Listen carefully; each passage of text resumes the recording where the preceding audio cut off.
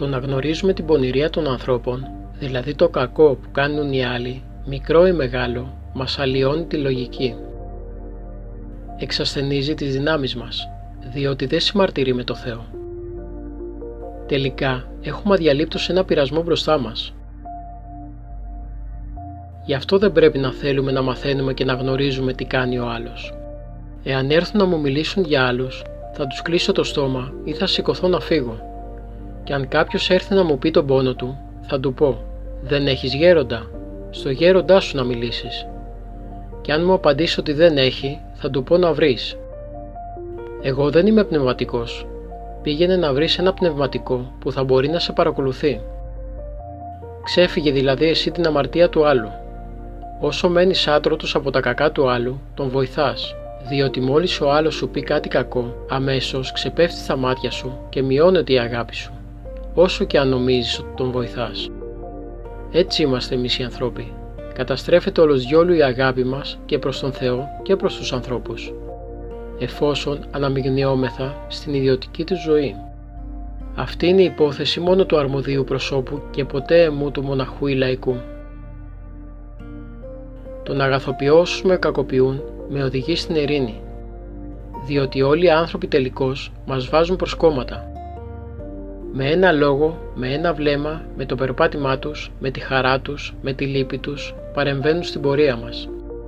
Γι' αυτό χρειάζεται φόβος και τρόμος, μην τυχόν και αντιδράσουμε στα προσκόμματα που μας βάζουν και διασαλευθεί η ειρήνη του νου και της καρδιάς μας. Μήπως δηλαδή προκαλέσουμε το χωρισμό από τον Θεό. Χρειάζεται φόβος και τρόμος, μην τυχόν και περιφρονήσω τον αδελφό μου, μην τυχόν νομίζω ότι αυτός είναι υπεύθυνος για τις συμφορές μου, διότι αυτό είναι ξεπεσμός μου από τον Θεόν. Ο Άγιος Ισαάκ τονίζει: ουδέποτε φταίει ο άλλος για κάποιο παράπτωμα, πάντοτε φταίς εσύ. Δεν σου φταίει ο άλλος επειδή εσύ κουράστηκες, αμάρτησες, δυσπίστησες, αλλοιώθηκες. Βλέπεις κάποιον να τρώει με τα χέρια του και αγανακτείς.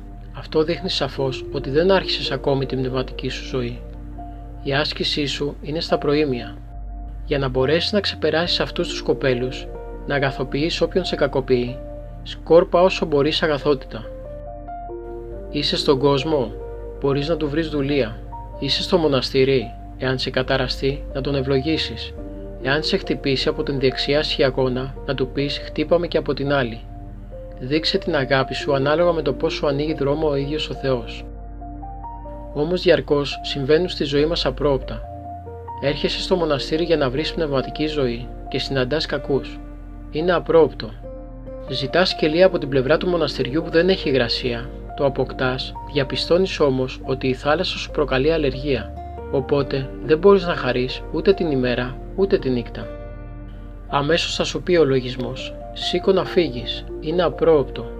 Σε πλησιάζω με την ιδέα ότι είσαι καλός άνθρωπος και βλέπω ότι είσαι ανάποδος. Απρόοπτο. Παρουσιάζονται συνεχώς απρόοπτα ενώπιόν μας, διότι έχουμε θέλημα και επιθυμίες.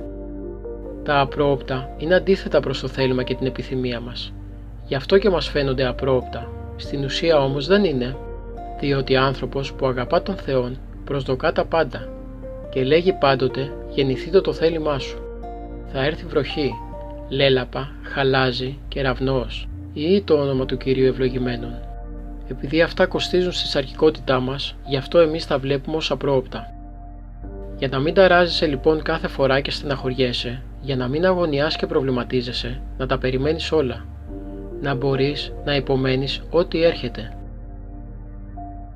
Πάντα να λες «καλώς ήλθες αρρώστια», «καλώς ήλθες αποτυχία», «καλώς ήλθες μαρτύριο». Αυτό φέρνει την πραότητα, άνευ της οποίας δεν μπορεί να υπάρχει καμία πνευματική ζωή.